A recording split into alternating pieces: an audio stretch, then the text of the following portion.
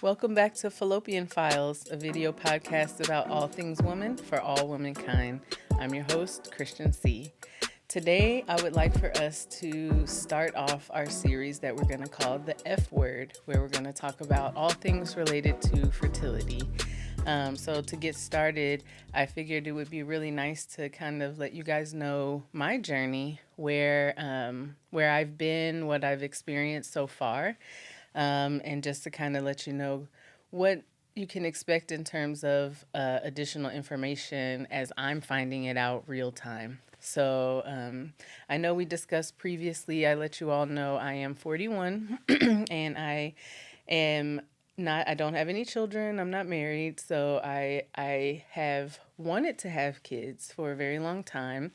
I've always saw myself as a mother, but I definitely wanted to make sure that I had school done with. I wanted to be comfortable in my career and where I was with that walk so I could be a little more stable financially before having kids, which, is a luxury these days. And, of course, the way I witnessed family growing up, it was always in the setting of a traditional married couple with kids. So that was how I saw myself. And when I envisioned myself having a family, that's what I thought I would have as well. A husband and kids, the house with the white picket fence, and the whole, dream of what a family would look like. And over time, things definitely have changed, and the direction and trajectory that my life went in made a lot of that early vision look different now. And I'm actually very glad that it has. I feel like what I thought I wanted versus what I know that I want today is very different. And it's very different in terms of making decisions. Okay, side note, I still don't understand why they want us to decide what we want to be or who we think we're going to be at 18. Like, that is really, like, we know anything about life at that point. That makes no sense to me. I definitely had one career path I thought I was going to do at 18, and now at 40, I'm doing something completely different. So trying to make life decisions so young seems asinine now. But it definitely lets you have a starting point to see kind of where you started and where you are today. So I'm grateful that I did not get married young. Not to say that it's bad. There are people who got married young and they loved it. That works perfectly for them. But for me in my life, I'm glad that I didn't, because if I had, I would have never left the Midwest. I would still be probably in Indiana, and would not have moved to New York, the greatest city in the world, and I would have missed out on the opportunities that I've had since living here. I don't think I would have been able to travel like I've been able to travel and see the world and experience different cultures if I had already had children young. Definitely the different turns that my career has taken makes for a little bit of instability when you're thinking about family and having a stable, job and paycheck, and where you're going to live is going to be in an area with good schools for your children, things of that nature. I've been able to kind of move around, see different parts of the city, see different parts of town, and really kind of allow myself to experience and grow, which a lot of my peers who are parents already didn't have that opportunity, or they're getting it now as their children are starting to go to college, which is wild to think about, that I have peers whose kids are starting to go to college, and I'm talking about starting at the beginning. So, but it definitely is. It's fun. It's a fun journey, and I'm glad that I'm on it. So, like I said, just to give a little bit of background of what I've gone through or experienced already in terms of fertility. So I'm one of those people who early on was like, put me on birth control. As soon as I decided that I was ready to have sex, um, I'm one of those weird people. I went to my parents. I said, hey, guess what? I think I'm ready to have sex. Let's take me to the doctor and get me on birth control.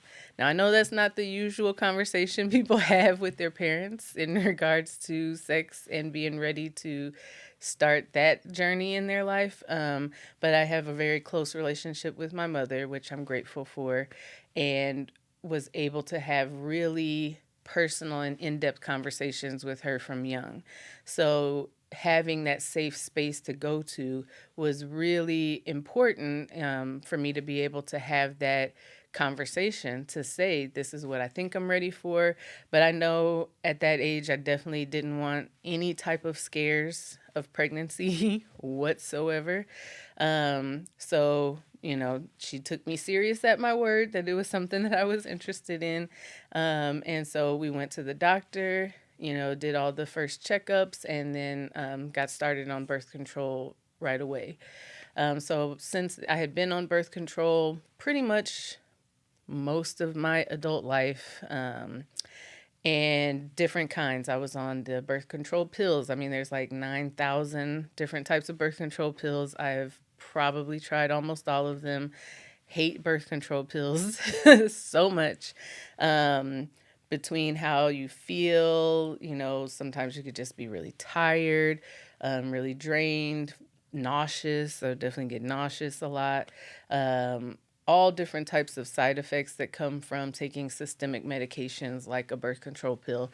So I knew that that wasn't really something that I liked. So then I tried, I don't know, the Nuva ring, I think is what it was called, which was a type of birth control that was in the shape of a small ring. It was plastic and flexible bending that actually goes in the vagina, and it stays in the vagina. It's supposed to be able to stay in the vagina during sex as well. Let me tell you, the amount of times that you find it in the corner after, you know, how did it get over there? I don't know, but it didn't seem practical for me. And they would always tell you, the pharmacist or the doctor would say, oh, it's okay if it comes out for a little bit of time. You can, wash it off and then put it back in. It just was not working for me at all. After that, I tried the birth control patch. I don't know how many people remember that. Basically, if you put on any type of clothing, it's going to look like a dirty Band-Aid. That's not sexy. So that wasn't the best either. And then if you're going outside in the summertime, it's exposed. You get a tan line around it. I mean, it was horrible. So that the ring didn't work, the patch didn't work, the pills didn't work for me in terms of like just ease, flexibility, not feeling the systemic side effects from them. So then finally I tried an IUD, and that was the last type of birth control that I was on.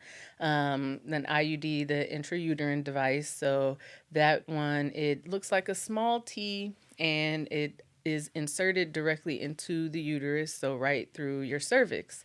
Now, I will tell you, usually they recommend IUDs for people who have already had children because you do need the cervix to dilate or expand a little bit to be able to put it inside, and it is painful. It is not a fun experience. I went by myself. I was like, oh, I'm going to go.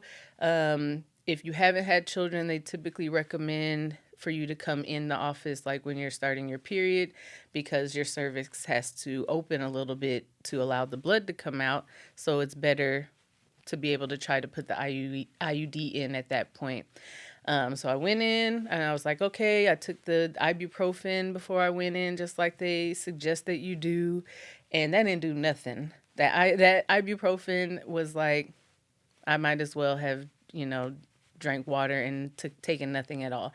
I felt like I was going to pass out, but I gathered it together and I had the IUD. I kept the IUD in for about 5 years or so. Less systemic effects, so you don't have as many side effects as you did with birth control pills, but there were still some effects you definitely could feel in like your libido, or sometimes just discomfort. There are some strings that have to hang outside of your cervix, that my boyfriend at the time he could feel, and that's not comfortable for him either. So it was the journey with birth control is an interesting one, and definitely one that I think most women who have decided to use birth control to be able to decide when they want to start their family planning probably have had very similar experiences, or at least if not the same experiences, they've had their own experiences that they can speak to. I definitely have friends who were on Depo-Provera, the shot that you take, which can cause for your period to basically go by the wayside for a little while you're on it. And there's a lot of side effects that come with Depo-Provera. I had friends who definitely found a lot of weight fluctuation with that, hair growth that they weren't expecting to have, definitely low sex drive or low libido that came as a side effect of that. So lots and lots of side effects that came from the Depo, or from there's the little implant that can go in your arm, that the brand most people hear of is the Nexplanon, and that one is also a hormone birth control that is systemic in the body, and it's just an implant that stays in your arm for a certain number of years, and then it can be removed, and it's removed by just like a little incision, and they take it out and close up the incision.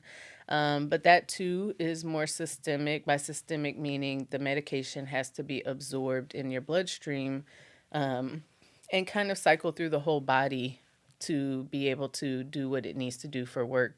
Whereas an IUD was a little more focused to the reproductive area. So where you did still have absorption if you used a hormonal one like the Mirena, it's not as systemic as taking a pill or doing the shot or the Nexplanon. So those are the different types of birth control that usually you hear about. That's barring the surgical ones, like tubal ligation. So if you've heard people say they've had their tubes tied, that's what the tubal ligation is. Or even if people are really done having children and then they have hysterectomies, those are more of means of sterilization or to not have children at all at that point. And then, of course, for men, you've got condoms or you have a vasectomy. So quick and easy for them sometimes, but it definitely was a journey of being on birth control for a long time. When you are ready to have children, they usually will tell you that you should come off of your birth control, and usually depending on how long you've been on it and if it's one that is hormonal and systemic, you need to give your body a little time to clear out the hormone and get you back on a regular cycle. So I had my IUD taken out. It's been about 6 years ago now. At that time, I was in a relationship, and we were talking about having a family together. So I had my IUD removed, went to my gynecologist to see, where I was and how, like where I stood in terms of fertility.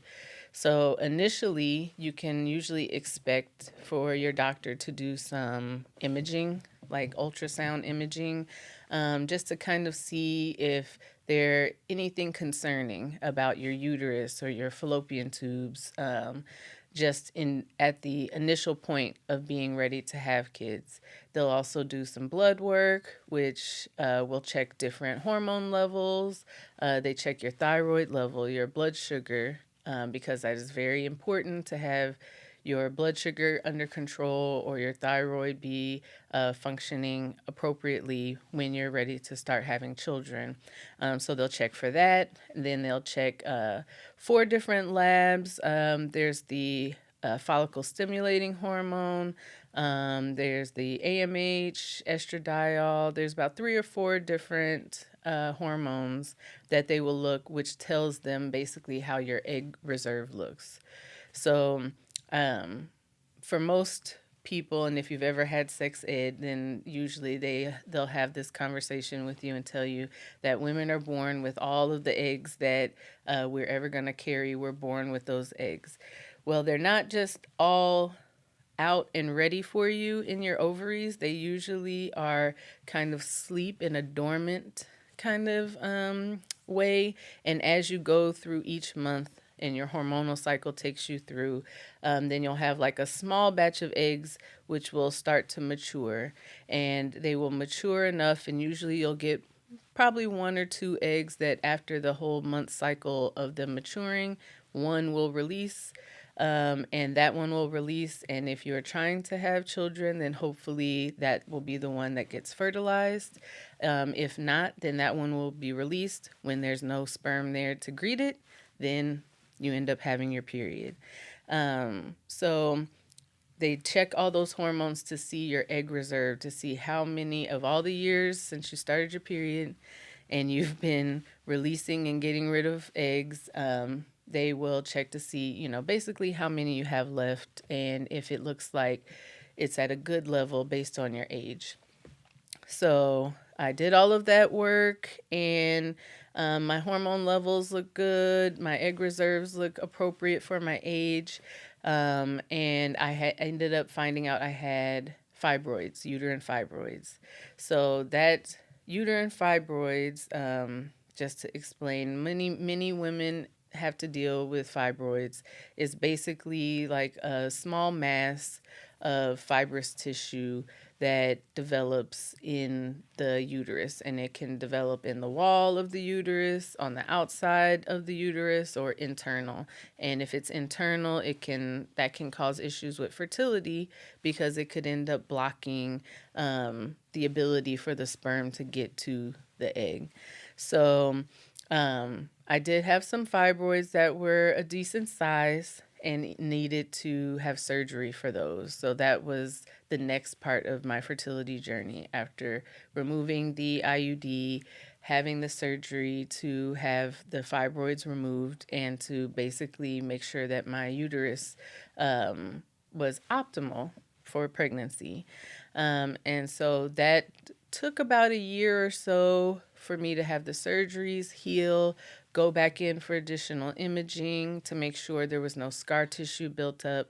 I did have some scar tissue that built up, which is, it can be expected. If anytime you cut or cause injury to the body, anywhere in the body, part of the healing process, that those cells and the tissue that is there to heal up can sometimes cause more growth than what's expected, and end up closing up your uterine cavity. So I had to go back into surgery again, to have scar tissue removed, and to check and make sure that everything was cleared out.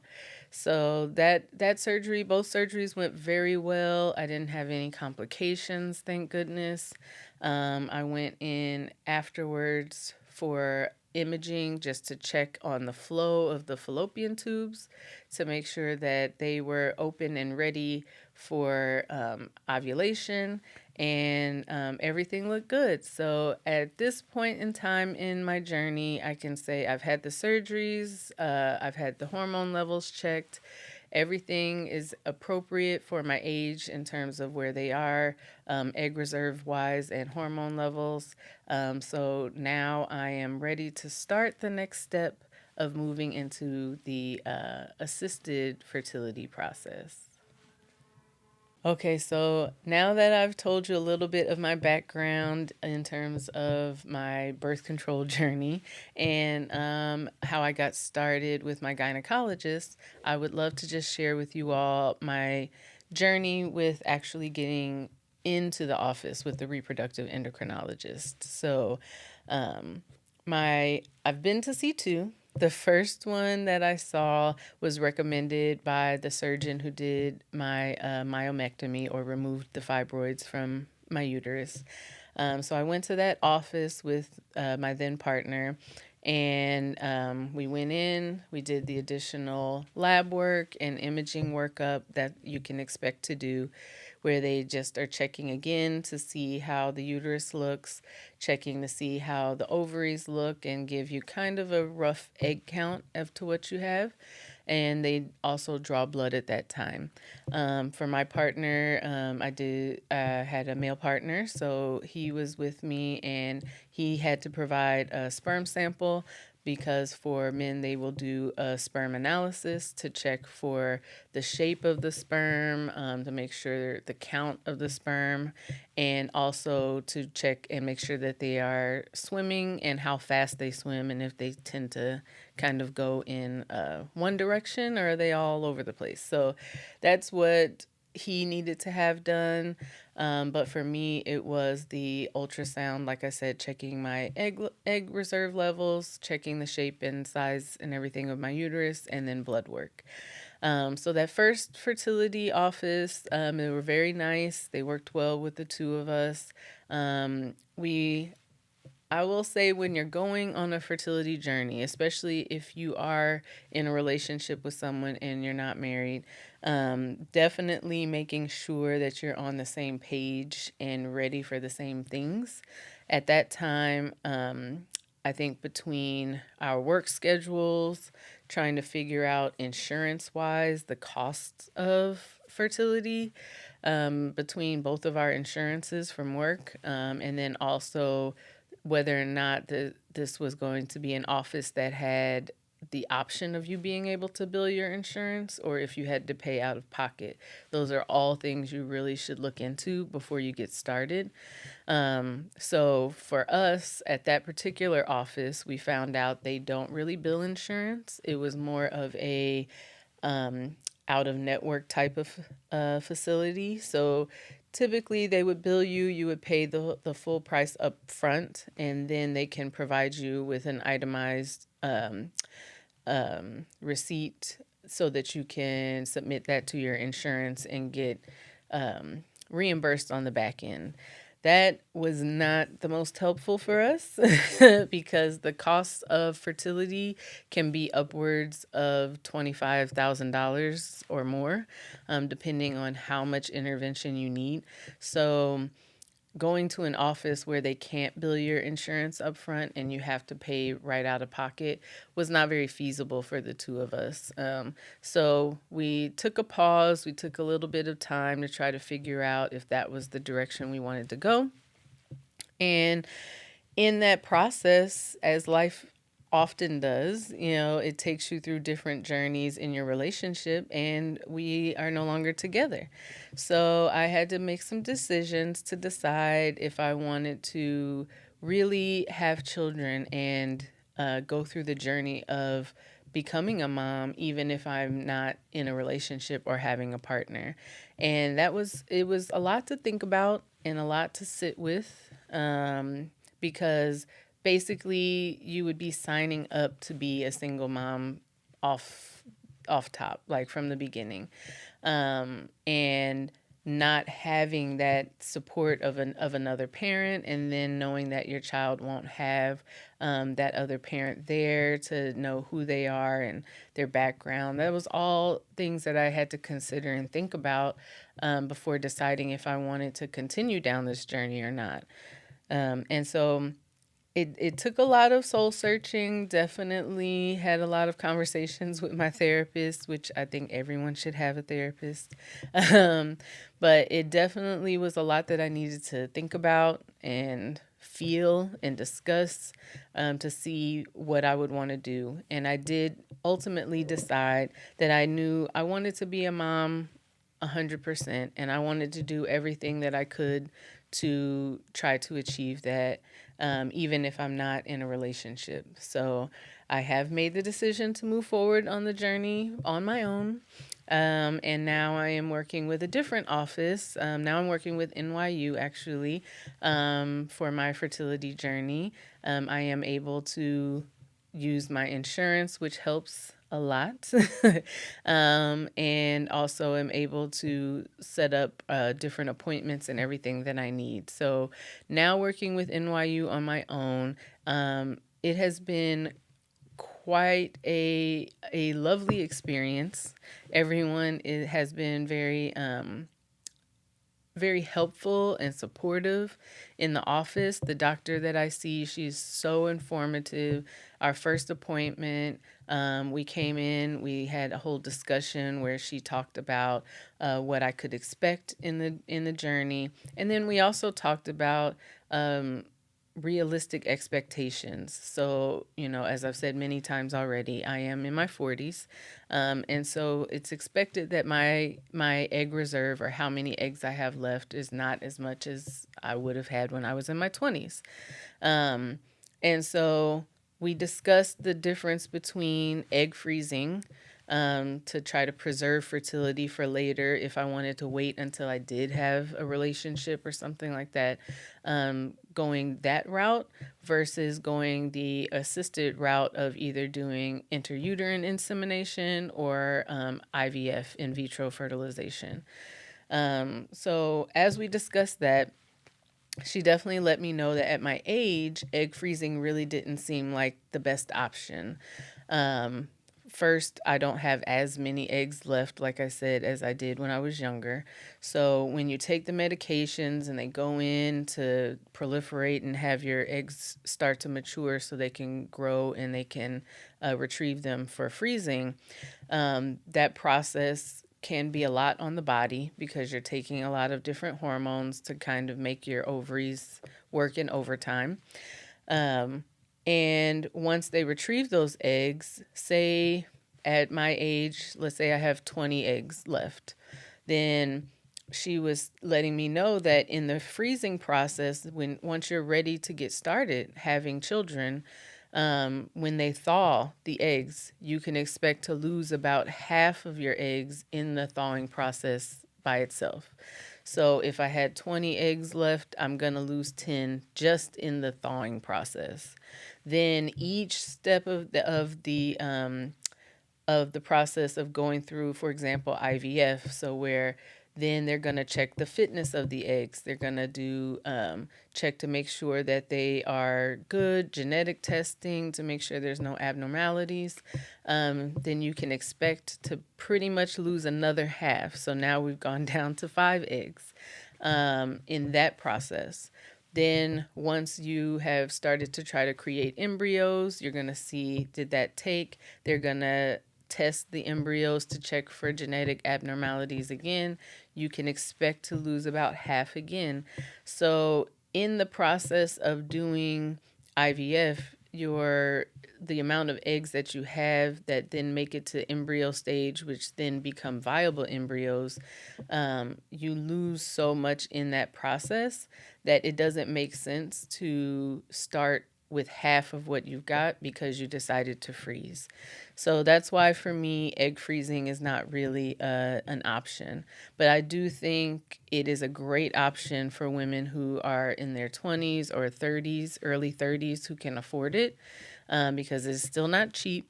But if you are able to afford it, having that option of having some young, healthy eggs frozen for when you are ready to have a family is an amazing option that I wish I had. But I think that all women and girls who, especially if you have a big education or career journey that you have set out for yourself, I think it is an amazing option if you can get the funds for it. Because then if you have 200 eggs, then starting with 100 is way better than having 20 and starting with 10. So that's just a little bit of why I'm not doing the egg freezing, in case anyone was wondering why I don't take that option. So after talking with the fertility specialist, we decided that it probably best again for me to do IVF versus IUI. So I brought those up a little bit earlier. So IUI is the intrauterine insemination. That's the one basically where if you've ever heard someone say, make a joke about turkey bastering or something like that with having kids, that's when you're going to take the sperm sample and they're going to put it directly into the uterus instead of it traveling through the vagina to get into the uterus. So it kind of gives the sperm a head start.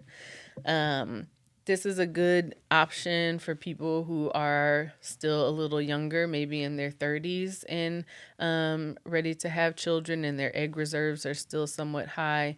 Then going through a couple rounds of IUI, basically being more of like an assisted, natural way of reproducing, makes sense. But again, like I said, I'm in my 40s. My egg reserves are good for my age, but still low in terms of how many eggs I started with. So my provider let me know that she didn't think IUI really was a good option for me, because we didn't want to waste time or waste cycles with the intrauterine insemination. It's better to just try to get some healthy embryos. So I'm going down the journey of IVF, the in vitro fertilization. So with that journey, it's a little bit different. You do still have the proliferation where you're taking the medication to get your ovaries to produce and mature more eggs. And those eggs are going to be retrieved just like they're retrieved for egg freezing. But in this case, instead of them going straight to freezing or cryopreservation, what they're going to do is then immediately have them go through the testing phase, try to fertilize them with sperm, and see how many embryos we would be able to get. So that's the journey that I'm going to be going down, the IVF journey. Um, and I know many of you are probably thinking, okay, so if you're not partnered up, where are you going to get the sperm from? Well, I'm glad you asked. So, with the sperm, there's definitely different ways you can go if you have, if you're going to use a donor. There's known donors. So, if I had a friend who was willing to donate, that is a known donor, or an anonymous donor where you're using like a sperm bank.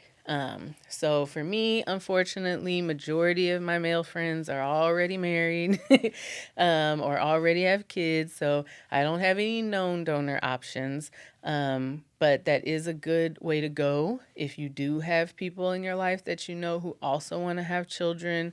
And doesn't necessarily mean you guys want to be a couple or a family in that traditional sense, but you feel like, you know, you vibe well, you have similar morals and standards, and the road you want to take to having a family and children is similar, then having a known donor is a great option. Most of the fertility places, if you're not in a relationship, will have therapy sessions that you and the donor have to go through. So I did have to do a session with a reproductive psychologist just to kind of talk about what I can expect to feel emotionally, or any thoughts that I was having about going down the fertility journey by myself. If I had a known donor, they would also be expected to have a similar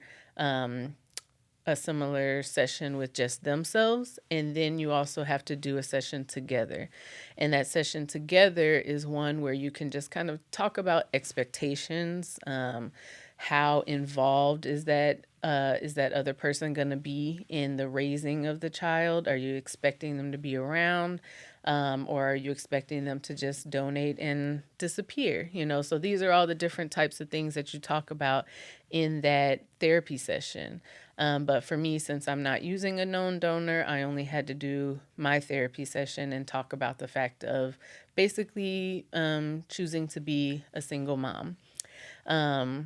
And from there, then you go to sperm banks. There's different sperm banks that the facilities will recommend. And you go to the sperm banks and you start looking through the sites. You register. There is a fee. It does cost for sperm. I know it's crazy to think about.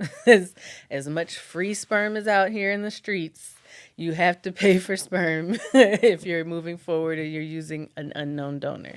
So that is something that's an out-of-pocket cost. And you know, there's so much that you can search for. For me, that was crazy starting to look on the donor sites.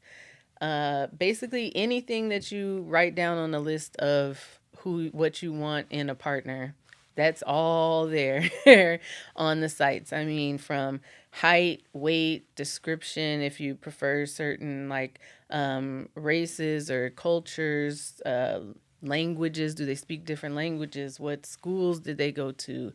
Their education level. What are their careers? Do they have other children? So there's like so much information. And so I'm in the stage where I'm still trying to find a donor. Um, I, as an African American woman, I am looking for an African American male donor, and there are not that many on the sperm bank. So that's something else that I'm having to deal with, having very limited choices. And the ones that are there, if they've donated a lot, then that is something that they want you to take into account depending on where you live in the country, because that's something to consider for your kids if they are going to be out here and they have a bunch of half siblings that they didn't know. So it's all a lot of stuff to consider that I never thought about. And most people don't think about or talk about, but it is something that I'm experiencing now. So that's the stage that I'm in right now with my fertility journey. So I definitely will keep you all updated. I'm going to record and show you all some of the sites, with information redacted, of course, so it won't be in violating any privacy laws, but definitely let you all kind of see what that looks like, me looking on the sites, bring you all along on some of my appointments so you can see what the journey is like for me, also with the medications and my feelings. So I definitely want you all to see that from my standpoint. And then as we move forward with this series of the F word, the F for fertility, we'll definitely be bringing in some experts like a reproductive endocrinologist.